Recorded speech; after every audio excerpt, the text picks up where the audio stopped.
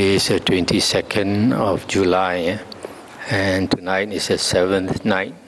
We're talking on the Digha Nikaya.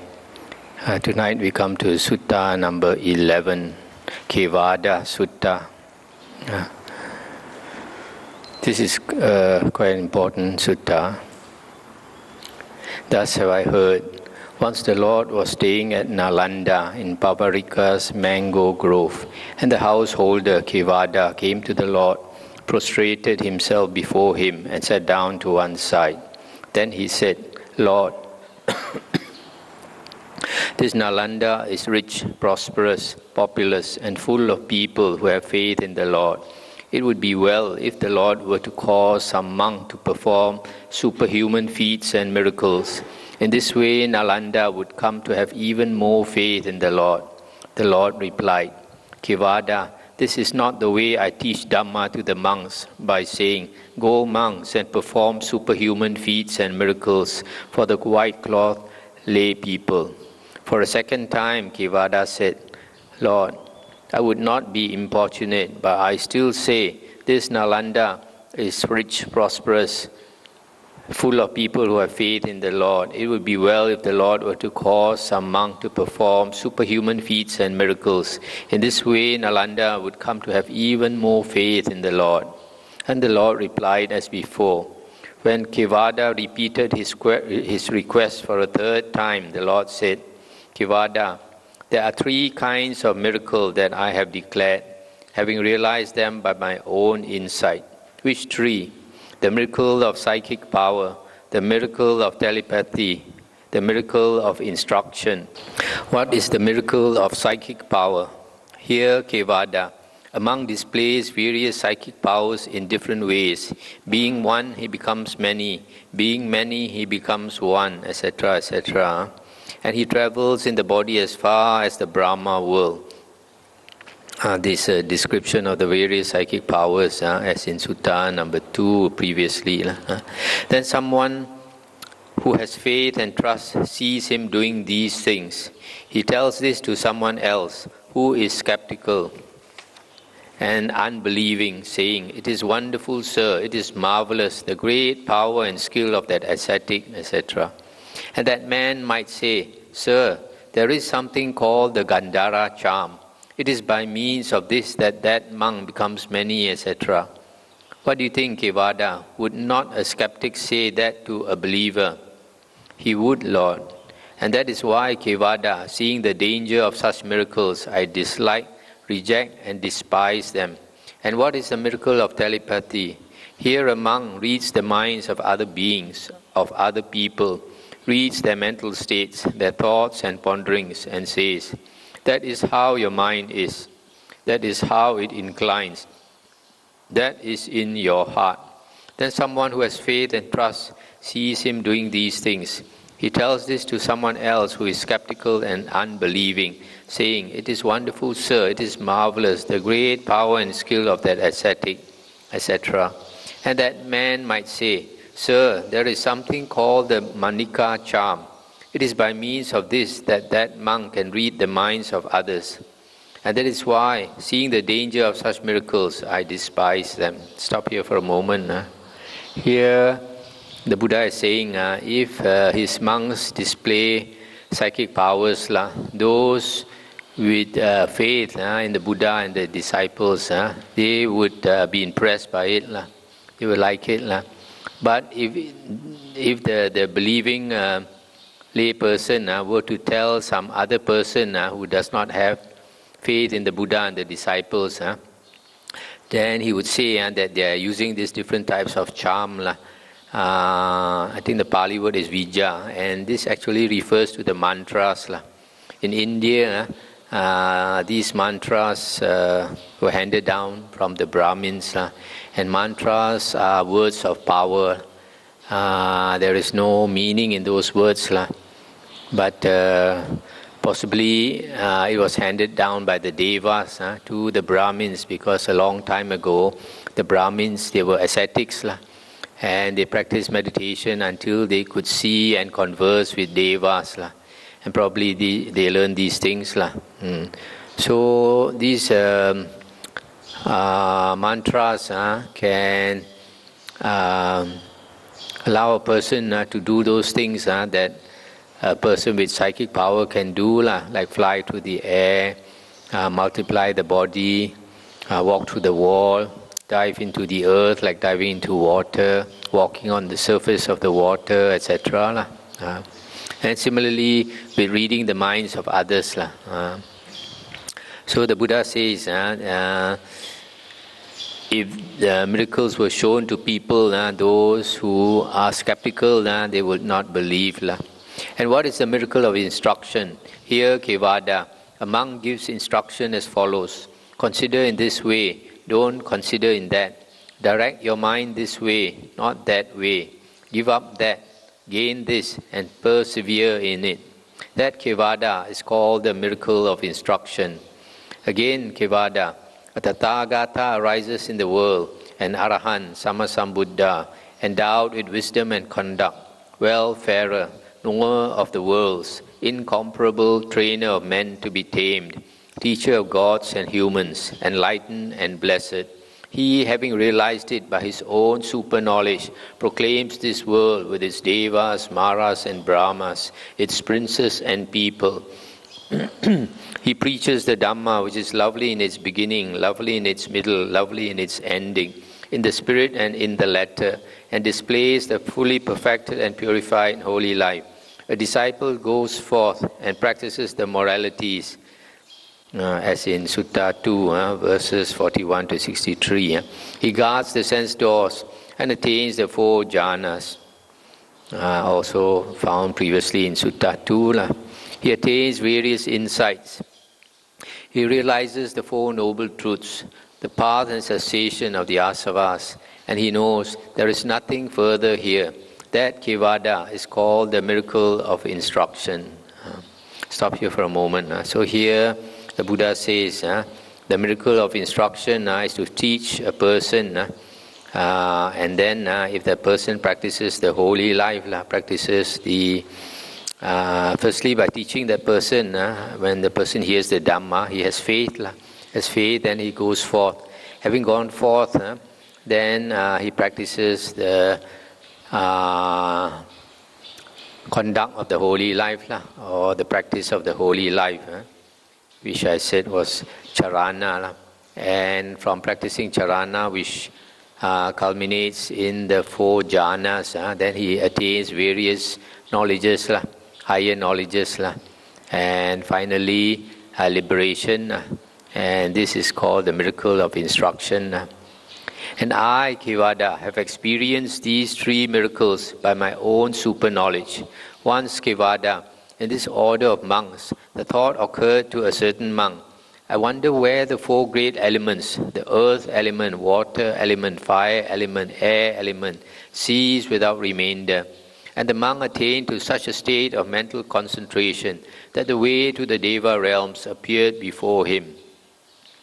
Stop here for a moment. So here the Buddha says, there was at one time a certain monk was thinking about these 4 great elements. These 4 great elements, earth, water, fire, wind, describes the physical world. The physical world, in Pali it's rupa.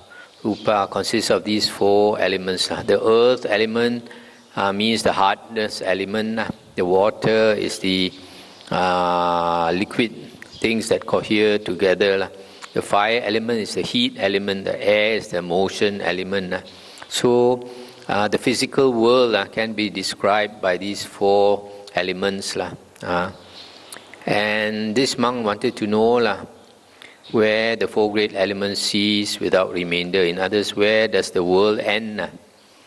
Because he thought this world is a world of suffering. It would be good if the world were to cease. So he attained a state of mental concentration that the way to the Deva realms appeared before him. So here you see this sentence is quite interesting. He meditated until his mind became so concentrated that the Deva realms appeared in front of him. So this confirms our Buddhist belief that the world actually exists in consciousness, in the mind. If you were to be able to develop your mind like this monk, then you are able to see and go and visit the various realms of existence, like the Buddha and the Arahant disciples. So you want to go to the Deva realm, it's not by chanting the Buddha's name, it's by meditating until the Deva realms appear before you. Then coming to the realm of the Devas, of the four great kings, he asked those Devas, friends, where do the four great elements, earth, water, fire, wind, cease without remainder? At this question, the Devas of the four great kings said to him, monk, we don't know where the four great elements cease without remainder. But the four great kings are loftier and wiser than we are. They may know where the four great elements cease. So these Devas, they could not reply. They say, you go and see our kings, the four kings, they should be wiser, they will know. So that monk went to the four great kings and asked the same question. But they replied, we don't know, but the 33 gods may know. So they say the higher gods may know.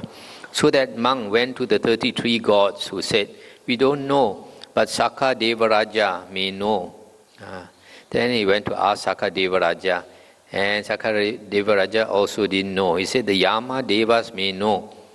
Then this monk went to the Yama Devas, and they also didn't know. They say maybe our king, Suyama, son of the Deva, may know. Then when the monk asked Suyama, he also didn't know. He said the higher Tusita Devas may know. Then the monk went to the Tusita Devas and asked them, and they also didn't know. They said the king, Santusita, may know. And then when Santusita was asked, he also didn't know. So he said the fifth heaven, Nimana Rati Devas may know. And when the monk asked them, they also didn't know. They said, go and ask our king, Sunimita. And when he asked Sunimita, Sunimita also couldn't answer. He said, the sixth heaven, the Devas called Paranimita Vasavati Devas may know. So the monk went to them and asked them. They also didn't know. They said their king, Vasavati, may know.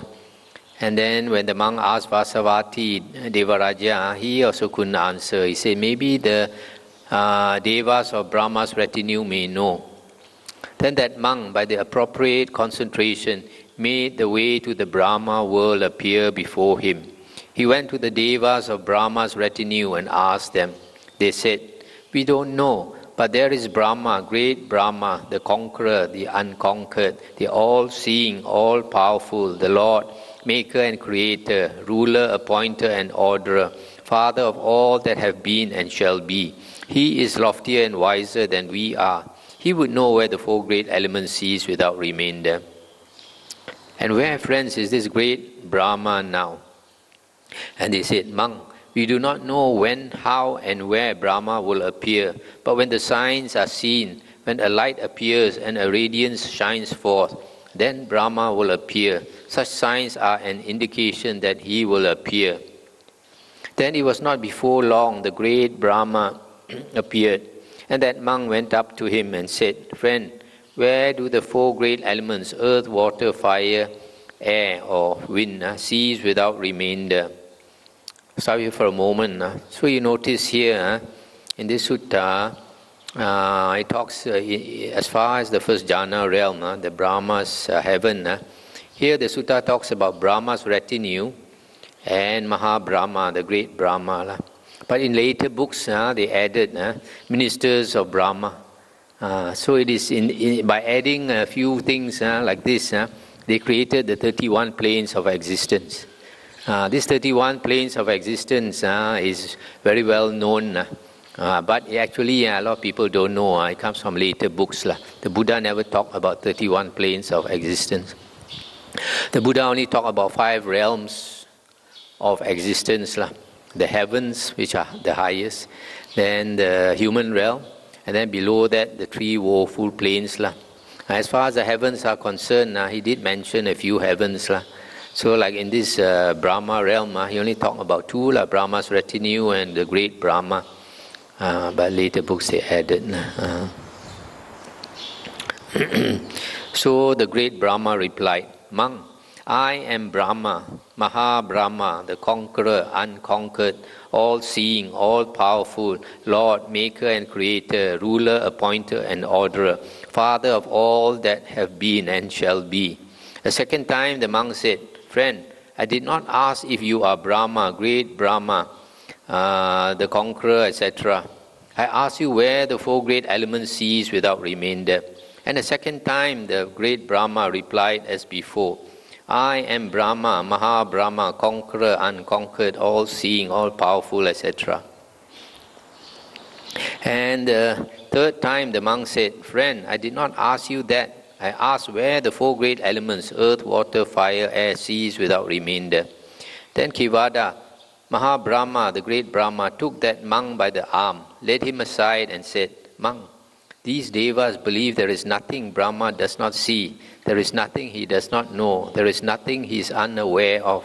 That is why I did not speak in front of them. But monk, I don't know where the four great elements cease without remainder. And therefore, monk, you have acted wrongly, you have acted incorrectly by going beyond the Blessed Lord and going in search of an answer to this question elsewhere. Now, monk, you just go to the Blessed Lord and put this question to him, and whatever answer he gives, accept it. Then, so that monk, as swiftly as a strong man might flex or unflex his arm, vanished from the Brahma world and appeared in my presence. He prostrated himself before me, then sat down to one side and said, Lord, where do the four great elements, the earth element, water element, fire element, air element, cease without remainder? Stop here for a moment. So you see, this monk, he has the greatest teacher in the world in front of him, and he doesn't realize. He goes looking for an answer elsewhere. This very often happens with disciples. They don't have enough faith in the teacher. And there's a saying, familiarity breeds contempt, is it? So when the teacher is too familiar with the disciple, and then the disciple does not respect. So here the greatest teacher, he has the greatest teacher in the world, but he goes to the heavens and asks all the devas, and not a single deva could answer him. And Maha-Brahma asked him to go back to the Buddha. So he asked the Buddha, and the Buddha said, I replied, Monk, once upon a time, seafaring merchants, when they set sail on the ocean, took in their ship a land-sighting bird. When they could not see the land themselves, they released this bird. The bird flew to the east, to the south, to the west, to the north. It flew to the zenith and to the intermediate points of the compass. If it saw land anywhere, it flew there. But if it saw no land, it returned to the ship. In the same way, monk, you have been as far as the Brahma world, searching for an answer to your question, and not finding it, and now you come back to me. But monk, you should not ask your question in this way. Where do the four great elements, the earth element, water element, fire element, air element, cease without remainder? Instead, this is how the question should have been put. Where do earth, water, fire and air no footing find? Where are long and short, small and great, fair and foul? Where are name and form, or Namarupa, wholly destroyed? Stop here for a moment. So here the Buddha said, the way you ask, first the Buddha said, you go everywhere looking for an answer to your question, and you cannot find, now you come back to me, just like the bird in the ship. Then the Buddha said, you asked the question wrongly. The question the monk put, where do the four great elements cease without remainder? So the Buddha said, if you ask where the four elements cease without remainder, that means you think there is a place where you can get out of the world. But that is not the way to ask. Instead, the Buddha said, you should ask, where does earth, water and fire no footing find? That means have no opportunity to arise. Where are long and short, small and great, fair and foul? Namarupa, wholly destroyed. Because in this world, there's always this duality. If you have long, you have short. You have black, you have white. Small, great, fair, foul. Also in this world is made up of nama rupa. Nama rupa is the counterpart of vijnana. Vijnana is consciousness, and nama rupa is the object of consciousness. Whenever you have consciousness, you must have an object. As far as the world is concerned, you must have an object. So that object is nama rupa, and nama rupa means mentality and materiality. Materiality means the physical world that you are conscious of, and mentality is the mental part. Mental part, feelings, your own feelings, other people's feelings, your thoughts, other people's thoughts, etc. And the Buddha said, the answer is, where consciousness is signless, anidasanang, boundless, anantang, all luminous, sabato pahang, that's where earth, water, fire and air find no footing, or no footing find. There both long and short, small and great, fair and foul. There, Namarupa are wholly destroyed. With the cessation of consciousness, this is all destroyed. Thus the Lord spoke, and the householder, Kevaddha, delighted, rejoiced at his words. That's the end of the sutta. So this last part now is extremely important, because there are some people say that when you enter Nibbana, because this where earth, water, fire and air have no chance to arise, no footing, it means the state of Nibbana. In the state of Nibbana, there is no world, because the world is a world of suffering. When you have the world, then you have long and short, small and great, fair and foul, etc. So this state of Nibbana, the Buddha says, consciousness is signless. Signless means no object, boundless, all luminous, extremely bright, everywhere bright. There, earth, water and air, the physical world cannot arise, and all the discrimination, long and short, fair and great, black and white, everything is not there, and Namarupa also not there. And cessation, there is cessation of consciousness, so all this is destroyed. So the last part talking about the cessation of consciousness is a different consciousness from the earlier one.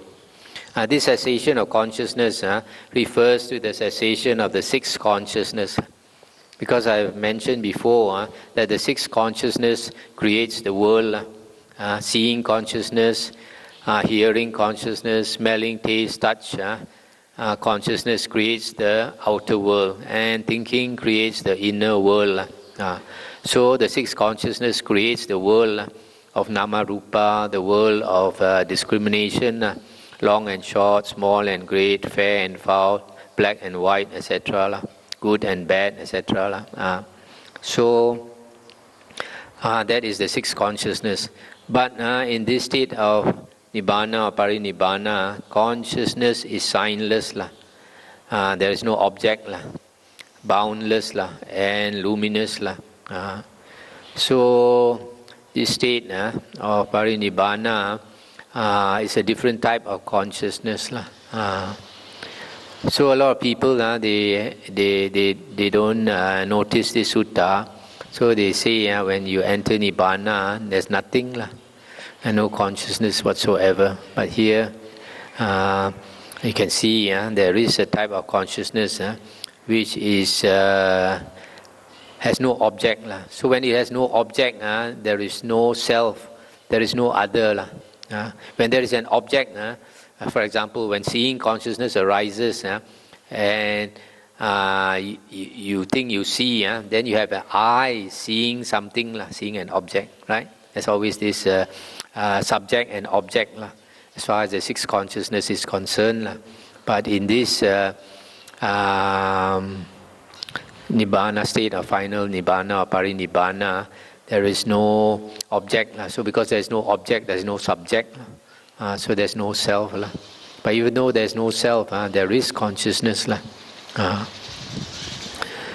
So basically the whole world is consciousness. Just that it looks like this consciousness can be divided in active consciousness and static consciousness. Just like kinetic energy and static energy. Right? So the static state is like the consciousness that is not active. But when it's active, then a being comes, a being rises. Okay, now we come to Sutta number 12, Lohicca Sutta, about good and bad teachers. Thus have I heard, once the Lord was touring Kosala with a large company of some 500 monks, and coming to Salavattika, he stayed there. And at that time the Brahmin Lohicca was living at Salavattika, a populous place full of grass, timber, water and corn, which had been given to him by King Pasenadi of Kosala, as a royal gift and with royal powers. Just then this evil line of reasoning occurred to Lohicca. Suppose an ascetic or Brahmin were to discover some good doctrine. Having done so, he ought not to declare it to anyone else. For what can one man do for another? This is just as if a man, having cut through an old fetter, were to make a new one. I declare such a thing is an evil deed, rooted in attachment, for what can one man do for another? Then Lohicca heard it said that the ascetic Gotama had arrived at Salavattika, and that concerning the blessed Lord Gotama, a good report has been spread about, etc., etc. And indeed it is good to see such arahants. And Lohicca said to Besika, the barber, Friend Besika, go to the ascetic Gotama, ask in my name after his health, and then say, May the Reverend Gotama consent to take tomorrow's meal with his Sangha of monks from the Brahmin Lohicca. Very good, sir, said Besika, and carried out the errand. The Lord signified his acceptance by silence. Then Besika, understanding the Lord's acceptance, rose from his seat and passed by with his right side to the Lord. He returned to Lohicca and told him of the Lord's acceptance. Stop here for a moment.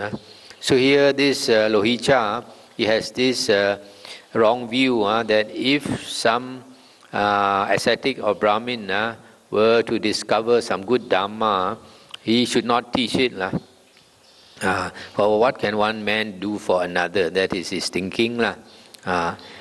Then after that, he heard that the Buddha had come to his place and he invited the Buddha for a meal.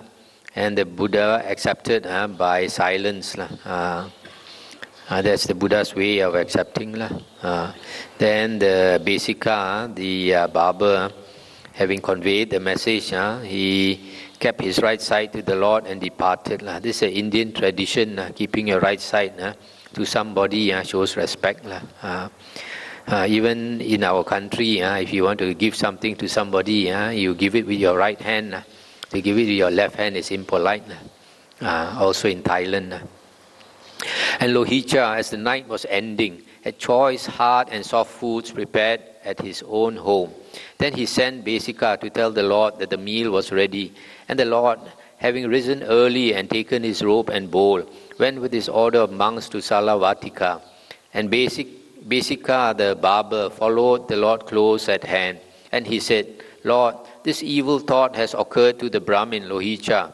And he described that wrong view of Lohicca. Truly, Lord, this is what the Brahmin Lohicca has been thinking.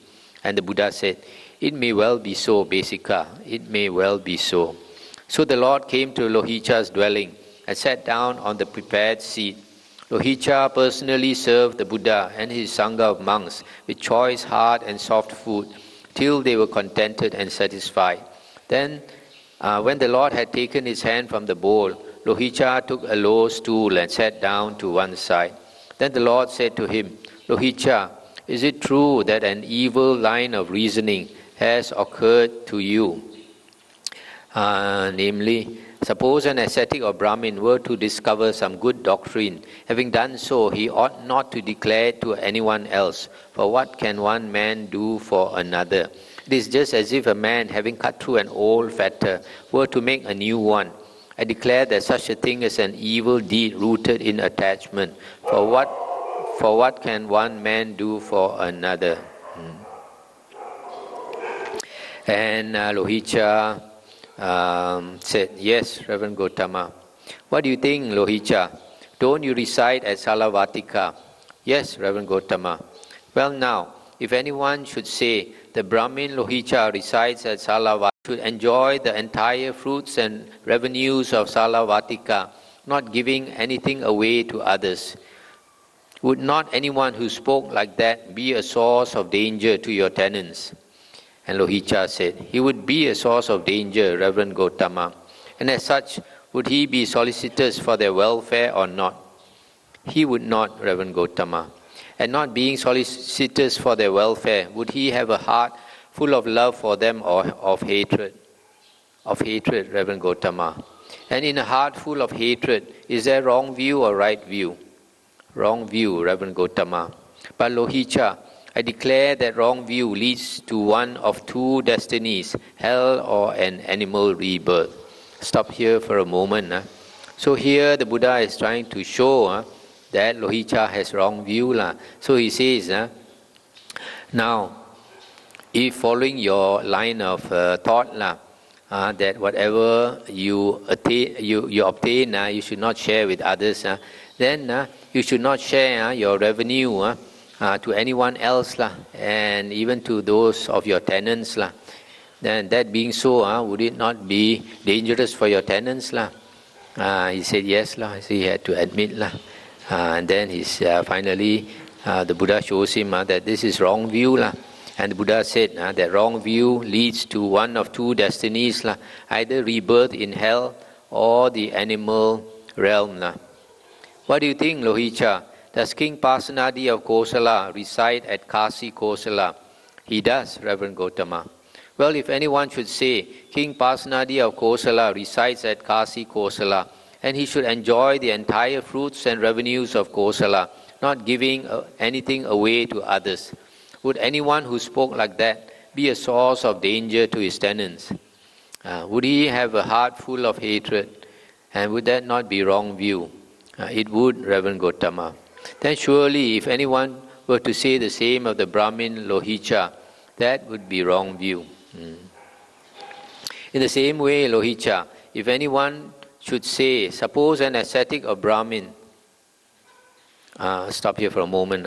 So here the Buddha says, if using your view, then that means if an ascetic knows something he should not share with others, then King Pasenadi should not share his revenue and his land and wealth with anyone else, including even you. Then he realized it's true. In the same way, Lohicca, if anyone should say, suppose an ascetic or Brahmin were to discover some good doctrine and thought he ought not to declare it to anyone else, for what can one man do for another? He would be a source of danger to those young men of good family who, following the Dhamma Vinaya taught by the Tathagata, attain to such excellent distinction as to realize the fruit of stream entry, of once returning, of non-returning, of arahantship, and to all who ripen the seeds of a rebirth in the Deva world. Being a source of danger to them, he is uncompassionate and his heart is grounded in hostility, and that constitutes wrong view, which leads to hell or the animal rebirth. And if anyone were to speak thus of King Pasenadi, he would be a source of danger to the king's tenants, yourself and others, etc. Lohicca, these three kinds of teachers in the world are blameworthy. And if anyone blames such teachers, his blame is proper, true, in accordance with reality and faultless. Which three? Here, Lohicca is a teacher who has gone forth from the household life into homelessness, but who has not gained the goal of asceticism. And without having gained this goal, he teaches his disciples a doctrine, saying, this is for your good, this is for your happiness. But his pupils don't wish to hear, they don't listen, they don't arouse the thought of enlightenment, and the teacher's instructions are flouted. he should be blamed, saying, "This Venerable One has gone forth," etc., etc., and his instructions are flouted. It is just as if a man were to persist in making advances to a woman who rejected him, and to embrace her though she turned away. This I declare to be an evil doctrine based on attachment. For what can one man do for another? This is the first teacher who is blameworthy. Stop here for a moment. So just now, Lohicca basically was saying, if some ascetic or Brahmin knows something, he should not teach to others. So Buddha at first showed him that not sharing anything with others is wrong.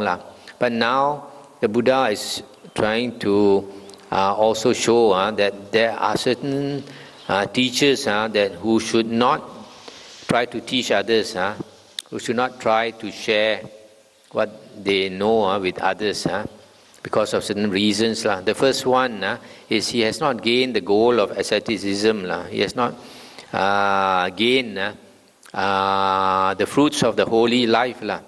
And he has not attained the fruits of the holy life. Then he teaches others. The people will not listen to him. People have no respect for him. So this one first one is an unqualified teacher. For example, also there are some people, they are very good at preaching, but they don't practice what they preach. So what is the, he is talking about the goal of asceticism. What is the goal of asceticism? I think the goal of asceticism are those things said by the Buddha to be Uttari Manusa Dhamma. Uttari Manusa Dhamma. Manusa is human beings. Uttari is higher than human being. Dhamma is states. States higher than the ordinary human being. In other words, supernormal states. And what are these supernormal states? In the Vinaya, one is jhana. Jhana. The four jhanas, any one of the four jhanas also is Uttari Manusa Dhamma. And then psychic powers that come with the attainment of the four jhanas. And then including liberation. And then the paths and fruits of Aryahood. The first path, the first fruit, second path, second fruit, third path, third fruit, fourth path, fourth fruit. And only the fourth fruit is a liberated person. The others are partially liberated. So these are the goals of asceticism, goals of the holy life. The aim of the holy life is to achieve these states called Uttari Manusa Dhamma, supernormal or higher than normal human attainments. So this person, he has not attained anything. Probably just become a monk. There are some people like that. They just become a monk and they quickly want to teach, but they are not qualified to teach. So because they are not qualified to teach, people don't listen to him. Again, there is a teacher who has gone forth, but who has not gained the goal of asceticism. Without having gained this goal, he teaches his disciples a doctrine, saying, "This is for your good, this is for your happiness." His pupils wish to hear, they listen, they arouse the thought of enlightenment, and the teacher's instructions are not flouted. He should be blamed, saying, "This Venerable One has gone forth," etc., etc., but has not gained the goal of asceticism, and without gaining the goal, he teaches his disciples. It is as if, leaving his own field, he should think that another's field is in need of weeding. I declare this to be an evil doctrine rooted in attachment. This is the second teacher who is blameworthy. I'll stop here for a moment. So here again, this second monk has not attained any of the fruits of the holy life, and he teaches, but people listen to him, people listen to him and heed his instructions, But then the Buddha says this teacher is blameworthy, because if the teacher has not cultivated himself, initially his followers may have a lot of faith in him, but later he will, because he has not cultivated himself, it's likely that he will do something wrong, break the precepts, or even break the major precepts, and then people lose faith in him, or he disrobes or something. So in the suttas, the Buddha says that it is good for a monk to teach, or to learn the Dhamma, but the Buddha says that it is important for a monk to allot a certain time to go into seclusion and practice meditation.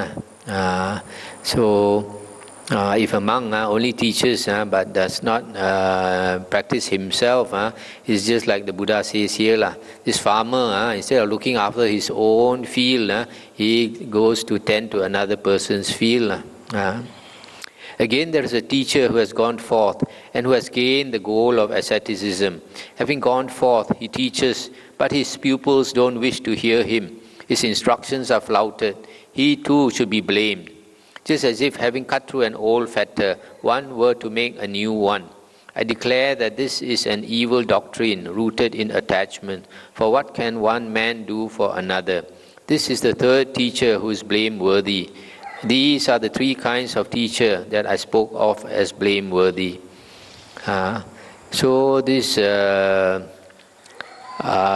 teacher, he has gained a certain goal of asceticism, and he starts teaching, but maybe he has not prepared himself well enough, so people don't listen to him, so the Buddha says, but if he still insists on teaching, wants to teach, even though people don't welcome his teaching, then he is blameworthy. As far as the Dhamma is concerned, normally a monk should preach the Dhamma or teach the Dhamma when requested. If not requested, he should be careful, because sometimes people might not appreciate. If sometimes even not invited, a monk gives advice. If it's appreciated, then it's okay, but not if it's not appreciated. So also we must realize, the Buddha says, very few people are interested in the true Dhamma, because the true Dhamma involves cultivating yourself, making effort, letting go of your faults, your bad habits and all that, which a lot of people are not willing to let go. A lot of people still want to enjoy the world and all these things. So a lot of people are not interested in the true Dhamma. That's why Buddhas, 99.99% of Buddhas are Pacheka Buddhas. The Buddha looked into the past 91 world cycles and he saw only 6 Sammasambuddhas willing to teach the Dhamma to the world. Whereas the Buddha said at one time, outside Rajagaha, Wangsa-cheng, there is a mountain called Isigili mountain, and the Buddha said at one time there were 500 Pacheka Buddhas there. So you see, one time only you can find 500 Pacheka Buddhas. But 91 world cycles, you can only find 6 Sammasambuddhas. So 99.99% of Buddhas are Pacheka Buddhas. A lot of people don't realize this. And they make vows to become Buddha and all that, want to teach the world. But actually when they become a Buddha, they don't want to teach. Then Lohicca said, Reverend Gotama, are there any teachers in the world who are not blameworthy? And the Buddha said, Here Lohicca, a Tathagata arises in the world, an Arahant, Sammasambuddha, endowed with wisdom and conduct, well-farer, knower of the worlds, incomparable trainer of men to be tamed, teacher of gods and humans, enlightened and blessed.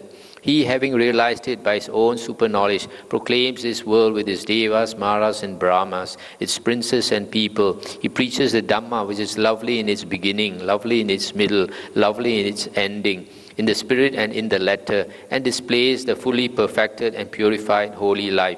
A disciple goes forth and practices the moralities, guards the sense doors, etc., attains the first jhana. And whenever the pupil of a teacher attains to such an excellent distinction, that is a teacher who is not to be blamed in the world. And if anyone blames that teacher, his blame is improper, untrue, not in accordance with reality, and faulty. Similarly, he attains the other three jhanas and various insights, abhinya. And whenever the pupil of a teacher attains to such excellent distinction, that is a teacher who is not to be blamed in the world. He realizes the Four Noble Truths, the past, the cessation of the corruptions, the asavas, etc. Whenever the pupil of a teacher attains to such excellent distinction, that is a teacher who is not to be blamed in the world. And if anyone blames that teacher, his blame is improper, untrue, not in accordance with reality, and faulty.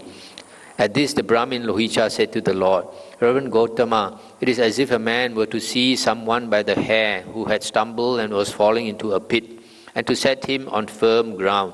Just so, I, who was falling into the pit, have been saved by the Reverend Gotama. Excellent, Reverend Gotama, excellent. It is as if someone were to set up what had been knocked down, or to point out the way to one who had got lost, or to bring an oil lamp into a dark place so that those with eyes could see what was there. Just so, the Reverend Gotama expounded the Dhamma in various ways. I go for refuge to the Lord Gotama, the Dhamma and the Sangha. May the Reverend Gotama accept me as a lay follower who has taken refuge from this day forth for as long as life shall last. That's the end of the sutta. So here, the Buddha says that if a teacher teaches and the disciple can attain these Uttari Manusa Dhamma, these states which are higher than the normal human being, namely the jhanas, the abhinyas or higher knowledges and liberation, then the teacher is not to be blamed. So, going back to the three teachers who are blameworthy, the first one has not attained any of this goal of the holy life. The second one also has not attained. The third one has attained, but people don't want to listen to him for various reasons. For example, maybe he has attained jhana, but there are some people who have a knack for teaching. Some people have no knack for teaching. Some people, the way they speak, people don't like. The Buddha says in the suttas that a teacher should be able to speak very clearly so that people can understand. He should speak slowly. Not everybody is able to do that. So this teacher, this third one who is blameworthy, just attained something, but he doesn't have the ability to teach. So people don't want to listen to him. So that's why he's blameworthy. But if he can teach his disciple to attain, any teacher can teach the disciple to attain the jhanas or the abhinyas, various types of psychic power, and attain the paths and the fruits, then he is not blameworthy.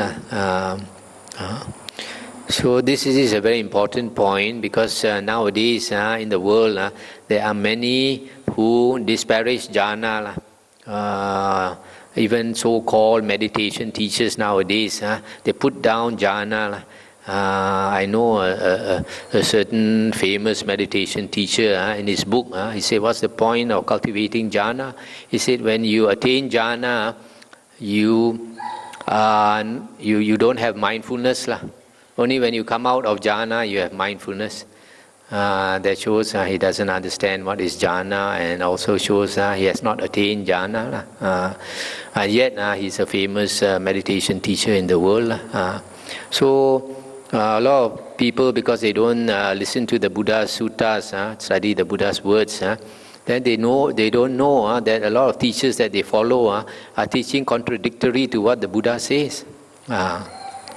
That's why I always stress that it's very important to be familiar with the suttas.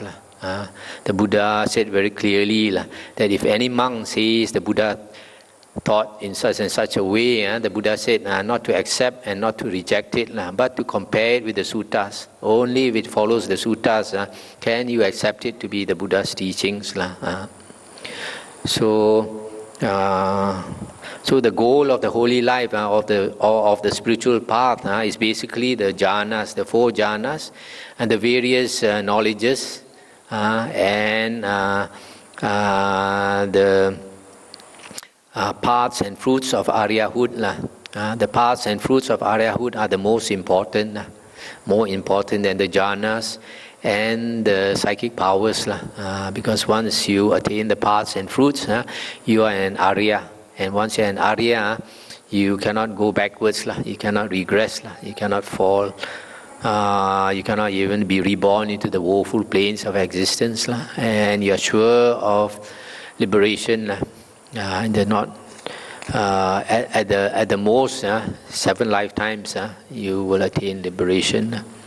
So here finally Lohicca said, just as if a man were to see someone by the hair who had stumbled and was falling into a pit, and to set him on firm ground, just so I, who was falling into the pit, have been saved by the Reverend Gotama.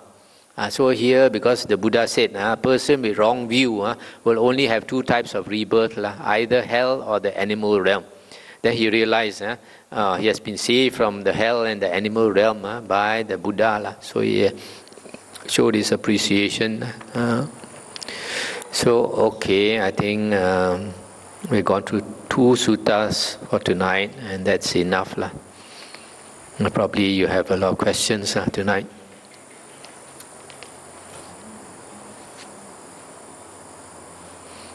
So these 2 suttas are quite important. The Kevaddha sutta describes the state of cessation, where consciousness ceases, which is basically the state of parinibbana after the Arahant has passed on. And then the Lohicca sutta talking about teachers who are blameworthy and teachers who are not blameworthy. Any question? Yeah. Buddha says that there can only be one Buddha at the time. So does that mean in the world cycle or at the present moment? At the present moment, the Buddha says at any one time there can only be one Sammasambuddha at the present moment. So like in this world cycle, on this present earth, the Buddha said there will be 5 Sammasambuddha. The first one was Kakusanda, then Konagamana, and then Kassapa, and then now the Buddha Gotama, and the future will be Metteyya Buddha or Maitreya Buddha. So only one Sammasambuddha, and what about Buddha? Could there be 10 at one time? Say again? Only one Buddha at a time. No, one Sammasambuddha. Sammasambuddha at a time. What about Buddha? Could there be 10 at the time? Oh, can be 500. And the Buddha said, can be hundreds of them.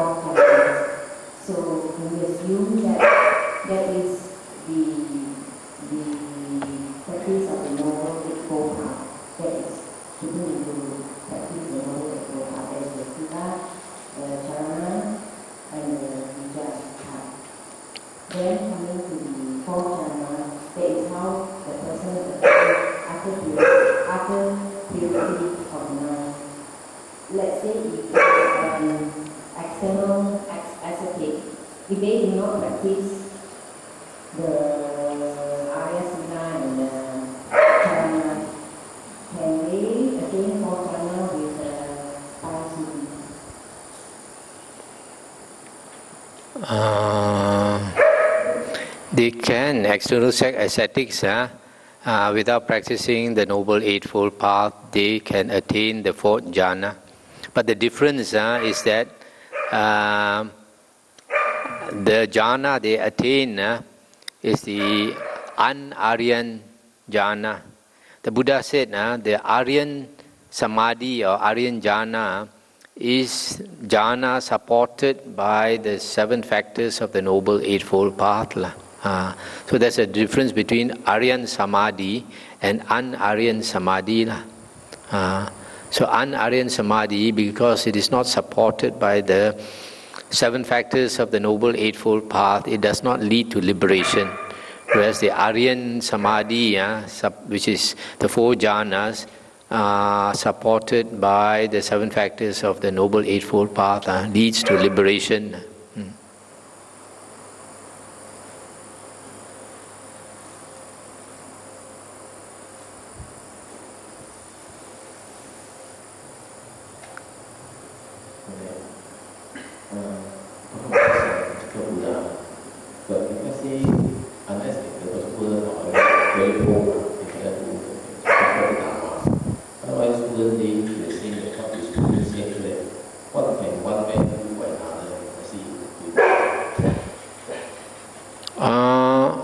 What the Buddha is trying to say is what can one man do for another is that if you are not qualified, how can you help another? The Buddha said, if a person is in the mud, how can he help another person out of the mud? He has to get out of the mud before he can help a person out of the mud. So the Buddha basically is saying that if a person is not qualified, what can he do for another?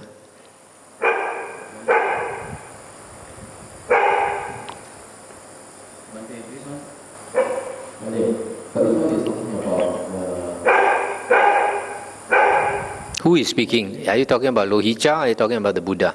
Lohicca's words here is that having one of the discover some good doctrine, like Buddha, but discover having a theme, so if he doesn't teach unless it's over, if he's young, if he doesn't teach, no, this is wrong view.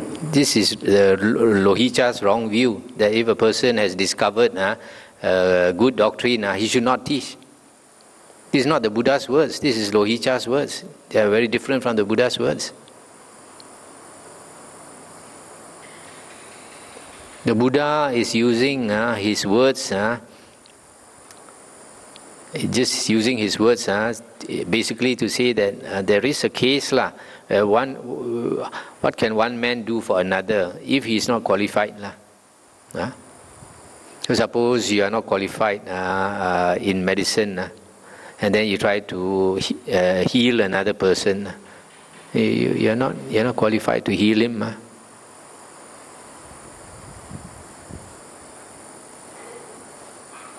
So the Buddha is saying Lohicca has a wrong view.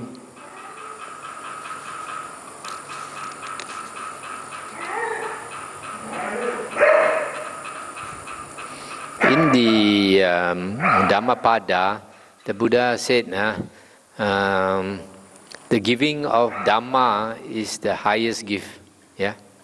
But here Lohicca is saying if you have the Dhamma, you should not teach others.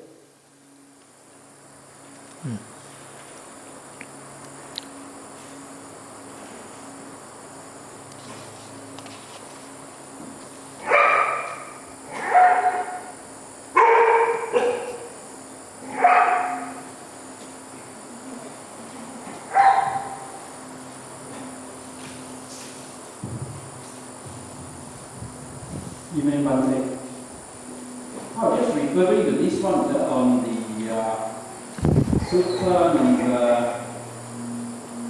I think it's 11, what Brahma didn't know.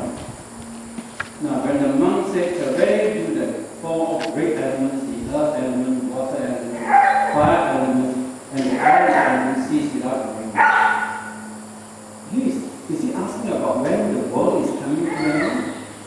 Because if I remember last year, in one of the suttas, I hope my memory is correct, I think you mentioned mentioning something about the world system as we know it will come to an end when at the moment we have one sun. Then second we have 2 and 3. By the time we come to the 7, the system, the earth as we know it, will explode. Is he referring to the same thing? No. He's referring to where the world has no opportunity to arise.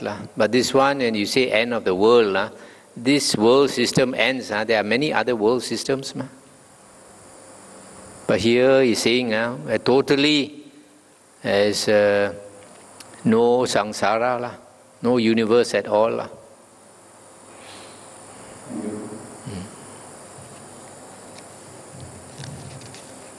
As I mentioned before, the world exists in consciousness, right? So to end the world, you must end the consciousness.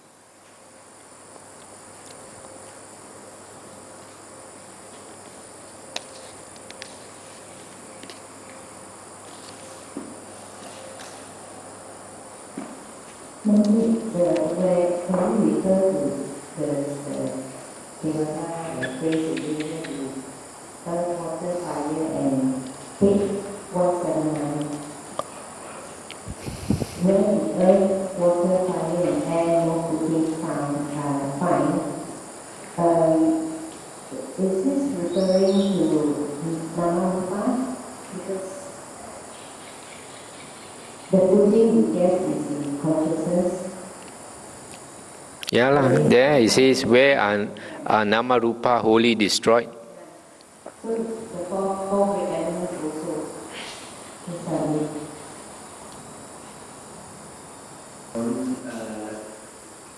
When the world cycles end, is there just like one nirvana, or is there for each world cycle? Is there?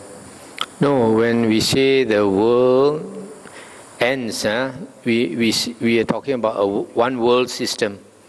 The Buddha says one world system consists of a sun. So every star that you see in the sky, every star is a world system. And every star will have human beings, around the star. Just like our star is the sun. So there are planets around the sun. And there will be human beings. So there will be other world systems that have human beings, that have devas, similar devas and devis. So when that world ends, only that world ends. Others will still be around. That is not nibbana.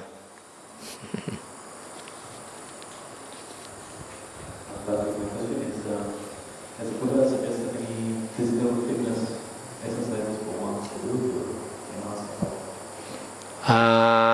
in India, there are two schools of thought. One is if you want to practice a spiritual path, you have to develop your body first. And they do yoga exercises. So yoga, asanas and all these things to strengthen the body, and they can control their breathing. They can even control the heartbeat and all these things. And the other line of thought is like the Buddha. The Buddha does not talk about the necessity to develop your body. He goes straight into the spiritual practice. But the Buddha says that walking meditation is good. And also, if you look into the life of the Buddha and the monks, you find that they go on alms round, beg for their food. So that is very healthy because they walk barefooted, and you'll be stepping on pebbles and sand and all that. That's reflexology. And then not only that, the monks have to do work in the monastery. If you look into the Vinaya books, you find that at one time, during the 3 months of the Vasa, Venerable Mahamoggallana with a team of monks, they were building kutis. They are building many kutis. So a lot of people, they think monks should only meditate and not work. No, because if everybody meditates, then who's going to maintain the monastery? There are some monks, of course, they don't want to work, they only want to meditate. That's good. Then they have to live alone.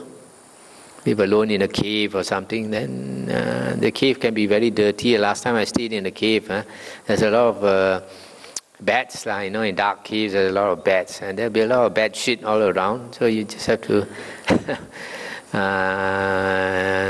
don't bother about the bad shit and the snakes and all that. Just meditate only. No, because I don't stay in an enclosed cave with all the smell. You got to stay in a well-ventilated cave. Is there a reason why I notice a lot of forest monasteries and the Buddhists are located on the hill? Is there a reason for that? Located on a hill.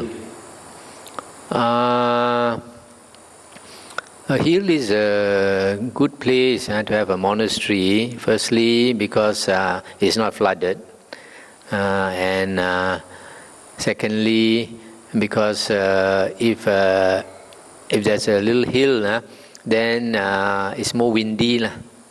Low ground is always the air is stagnant. There's some monasteries on low ground, but it's very stagnant and also because if you want to go away from the town, then you go to the countryside. It's liable to have hills. What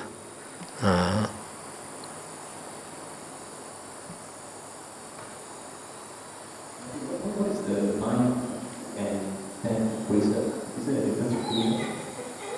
9th and 10th precept for a Samanera. The 9th precept is Mala, Ganda, Vilepana, Dharana, Mandana, Vibhusana, Thana.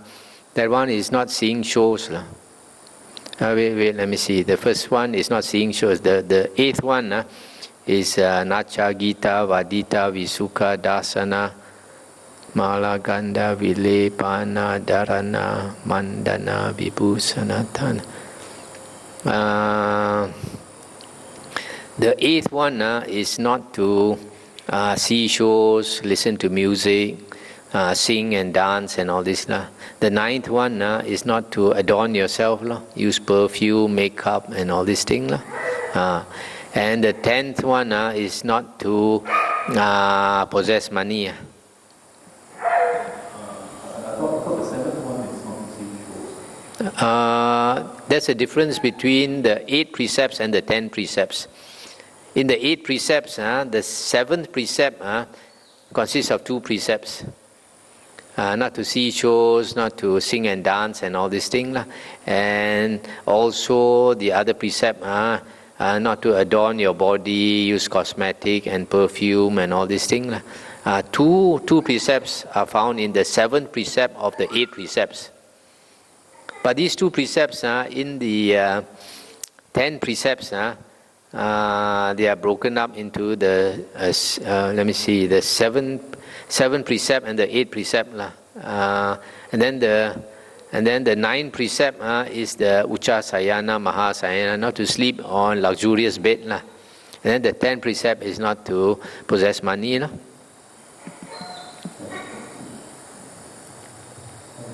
First of all, this precept, very significant, but let's say Buddhist Sunday schools, they encourage hymn singing and all this. But they are not taking the 8 precepts, But there are not those when they do the show. Mm-hmm. Do attend all this competition. Mm-hmm. The monks are singing, But they attend the function. Mm-hmm. Yes, and of course they are true to them. So who is taking the precept? In that case, sometimes it's for the purpose of supporting the Sunday school. They do it, it's different.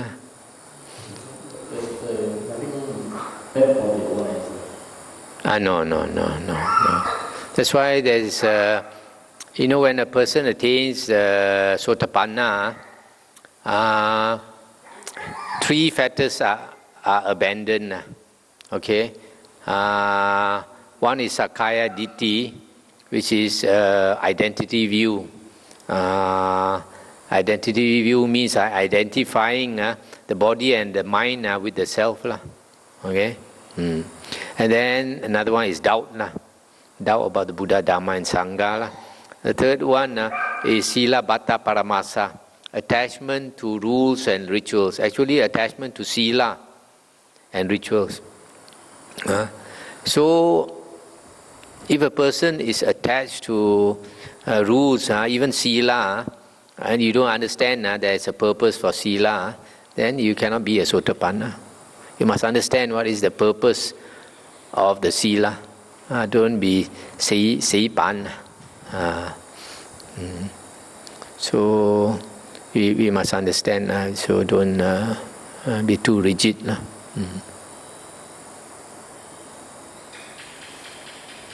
There are some monks, small things, they're too fussy. Even water has got to be offered. But in the Vinaya books, water and toothpick don't have to be offered.